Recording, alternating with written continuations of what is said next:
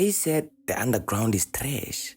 They said these new rappers don't respect the culture. They said this new sound is noise. They said Brotherkupa's new album is the worst album ever. But here's the funny thing though. The culture doesn't feel dead. It feels alive. It feels loud. It feels uncomfortable. And whenever hip-hop feels uncomfortable, that means something is shifting.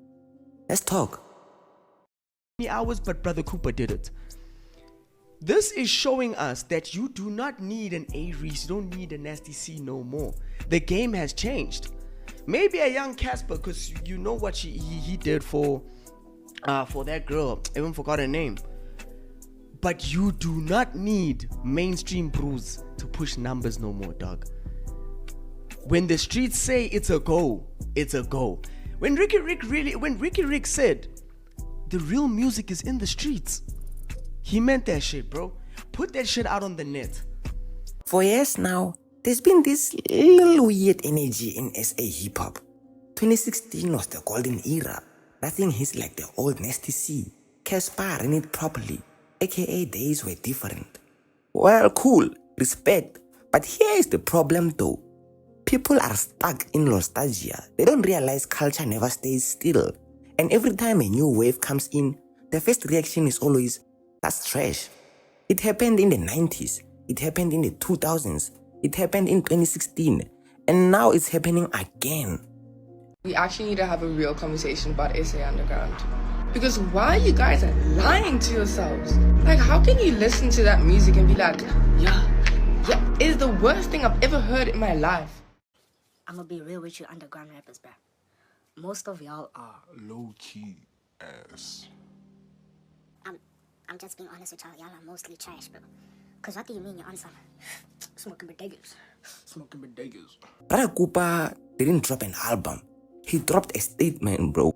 WorstfeelinEva 3. 20 tracks, self-produced, distorted, emotional, messy, intentional, raw, bro. You know what I think? I think having a WorstfeelinEva 3, 20 songs plus, and you have all of them produced by you, and such an crazy flex that I think Brotherkupa is really starting the year nicely for us. He's been known for giving us young, small tapes, 5 songs there, a young tape here and there, 6 songs there. But to give us 20 songs in the beginning of the year, his fans and the industry as a whole are gonna be fed. It's dangerous for other cats, bro, because now the game is here for taking. And if you aren't taking it, Brotherkupa might as well. And instead of chasing approval, he said something dangerous. The rules. That wasn't just about track count. That was about the entire industry structure. Why 20, brother? Oh, we sing the rules now. Oh, we sing all the rules. Definitely. We sing all the rules now. We used to hold back a lot, you know. We used to hold back, but we are the future. Like us, the kids, we are the culture, and I feel like us moving on together, we can just take out anybody standing in our way, you know? Let's talk about the sound now. Well, the sound is not polished radio rap, no. It's not 2016 trap. It's not Amapiano crossover. It's astral. It's distorted.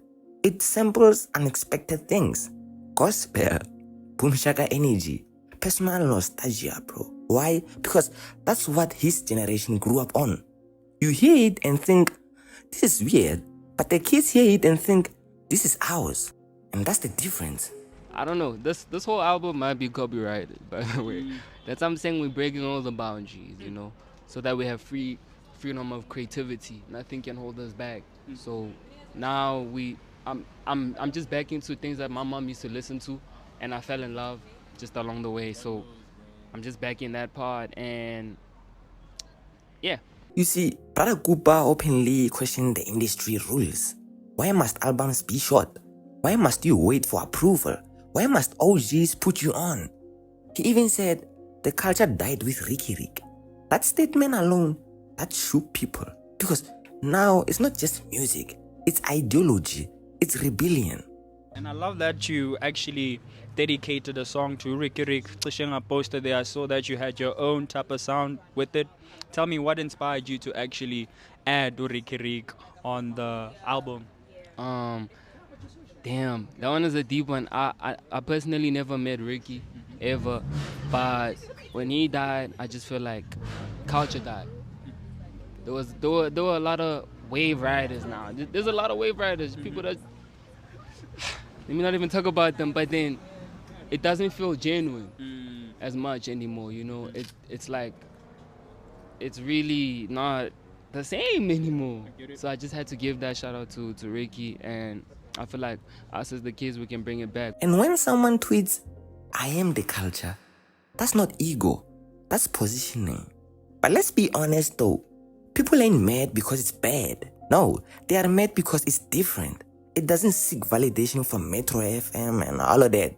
It doesn't beg for radio plays. It doesn't need a cosign from legends. It built its own ecosystem.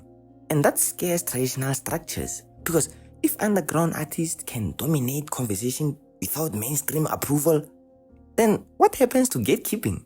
And here is what the OGs don't understand though. The audience changed. The kids today don't care about traditional radio validation, industry politics, who's friends with who. Nah, they care about authenticity, aesthetic, community, feeling understood. And Brotherkupa speaks their language. Not trying to impress OGs, not trying to fit in, just building his own world. And that's influence. Alright guys, Cooper goes #1 on all genres. This is the second time he's gone #1 on all genres. He's literally competing. Like every time he drops, he's literally only like he's competing with like the mainstream, upper echelon of the mainstream. That's the level Cooper is at right now. It's insane. And I also think this is an accurate reflection. Of course, I obviously think this is an accurate reflection because he dropped a great body of work too. I've always said, boy, that #1 on all genres has been eluding the big three for years, dog. Like those three for years, dog. Cooper got it though. He got it twice. It's so crazy to think 2 albums from the UG dropped and they were both great, bro. Like they were both great. Yo, that just makes me so happy. I'm not gonna lie. This isn't about saying he's the greatest. This isn't about disrespecting veterans. This is about recognizing a shift. The underground isn't asking for permission anymore. It's moving. And if we are still arguing whether it's real hip-hop or not, bro, you might already be behind. Cooper, what have you started, bro? Cooper, what have you started, dog? There's no going back now. There is no going back now. Cooper's gonna feed families with this genre. Cooper, where's Cooper at, bro?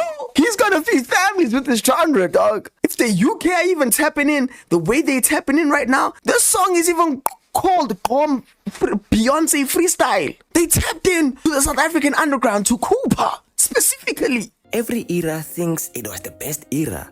Every generation thinks the next one is ruining everything. But culture doesn't ask for approval. It evolves. And right now, SA hip-hop feels like it's in transition. Uncomfortable, loud, rebellious, emotional. Hip-hop can't deny this revolution that is happening, bro. There is a revolution happening in hip-hop, bro. And this is what it's called, bro. It's called Brady. It's called Cooper. It's called Creative Shots. It's called Mfana Touchline. It's called whoever is in the UG right now. You guys are the ones holding hip-hop down right now, dog. Without the UG, hip-hop would be boring. I'm not even gonna lie, dog. I cannot stand listening to mainstream music 24/7, bro. Because it just sounds like generic shit again and again and again. And whether you like it or not, Brotherkupa represents that shift. Not because he asked to, but because the youth chose him. The question isn't, is this real hip-hop? No. The question is, are you evolving with it, or are you still stuck in 2016? You recently collaborated with KindlyNxsh. Are you trying to also land with Brotherkupa? Because I mean, the underground scene needs some elevation. They need some of that nasty. Nah, they're doing great. I'm a huge fan of the whole scene right now. Yeah, me and Brotherkupa haven't met or spoken or anything like that, but I'm definitely down to work with him. I think he's a cool kid. You know what I mean? I think he's got something. You know what I mean? Yeah. It's got that fire. But man, it's just so beautiful to see this guy's growth, man. Brotherkupa, I think when I first listened to him, man, you know, it wasn't specifically this sound, but this reminds me of like a Brazil, you know, when he's with when he's with Jaykatana, you know, it reminds me of that Brazil type of sound, you know. It's also very unique, bro. Like, I feel like he might be the trendsetter. Brotherkupa might be a trendsetter, dog. Like, in terms of the drum sound, this Brazil sound, I've seen a couple of people trying to copy the Brazil sound as well. Bro, he is the trendsetter. If you're saying someone is carrying the underground right now on his back, it's Kupa. I'm about to go home now. Niggas don't know, niggas are still turning up. I'm about to go home. Bro, these niggas.